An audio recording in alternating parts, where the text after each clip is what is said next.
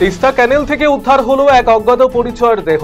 চাঞ্চল্য আমবাড়ি এলাকায় বৃহস্পতিবার সকালে চাঞ্চল্য আমবাড়ি গজলডোবা তিস্তা ক্যানেল এলাকায় ক্যানেলের জলে এক অজ্ঞাত পরিচয় ব্যক্তির মৃতদেহ ভেসে উঠলে স্থানীয় পথ চলতি মানুষজন প্রথমে সেটিকে দেখতে পায়। সঙ্গে সঙ্গে খবর দেওয়া হয় শিলিগুড়ির নিউ জলপাইগুড়ি থানায়। পুলিশ দ্রুত ঘটনাস্থলে পৌঁছে ফুলবাড়ি সংলগ্ন ছোবাভিটা এলাকা থেকে মৃতদেহটি উদ্ধার করেছে। প্রাথমিকভাবে অনুমান করা হচ্ছে মৃতের বয়স আনুমানিক 40 বছর। মৃতদেহটি 5 থেকে 6 দিন আগের। ব্লক যুব তৃণমূল কংগ্রেসের উদ্যোগে গাজল ব্লক ক্যাম্পাসের অন্নদা শঙ্কর সদনের সংবর্ধনা অনুষ্ঠান এবং 21শে জুলাই নিয়ে একটি প্রস্তুতি সভা অনুষ্ঠিত হলো। উপস্থিত ছিলেন মালদা জেলা তৃণমূল যুব সভাপতি প্রসেনজিৎ দাস, ব্লক তৃণমূল সভাপতি দীনেশ টুডু, মালদা জেলা পরিষদের খাদ্য কর্মাধ্যক্ষ রীতা সিংহ সহ অন্যান্য নেতৃত্ব। নাম ছিল বাংলা আবাস যোজনার তালিকায়, প্রথম কিস্তির টাকাও মিলেছে, কিন্তু কাজ তো দূরের কথা, জমি বিক্রি করে উধাও উপভোক্তা। পরিদর্শনে গিয়ে এই ঘটনা জানতে পেরে চক্ষু চড়ক গাছ আধিকারিকদের। এই ঘটনার পরই উপভোক্তার কাছ থেকে টাকা ফিরিয়ে আনতে তৎপর ব্লক প্রশাসন। উপভোক্তার এই দুঃসাহসিক আচরণে হতবাক উত্তর দিনাজপুর জেলার গোয়ালপুকুর 2 নম্বর ব্লক প্রশাসনের আধিকারিকেরা।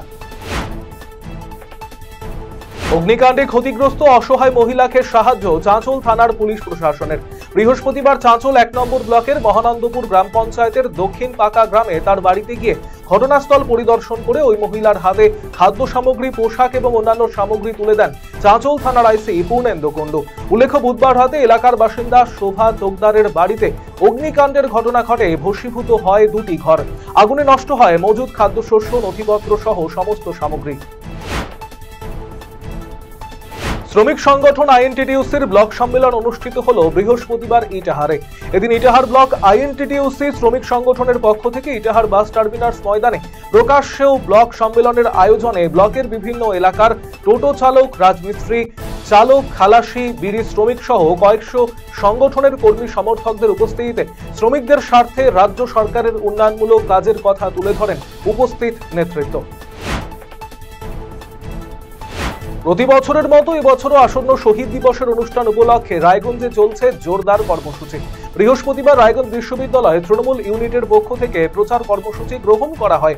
বিশ্ববিদ্যালয়ের সামনে ওঠে ধর্মতলা চলো স্লোগান। সকলকে শহীদ দিবসের অনুষ্ঠানে যোগ দেওয়ার আহ্বান জানান তৃণমূল সমর্থিত অধ্যাপকেরা।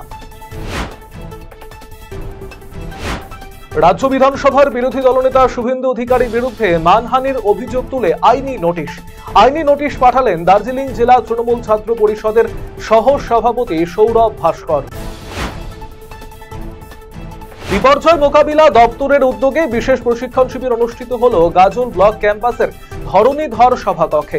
এই প্রশিক্ষণ শিবিরে গাজলের বিভিন্ন বিদ্যালয় এবং মহাবিদ্যালয়ের ছাত্রছাত্রীদের পাশাপাশি এনসিসি দল এবং আশা কর্মী এবং আইসিডিএস কর্মীরা অংশগ্রহণ করেন।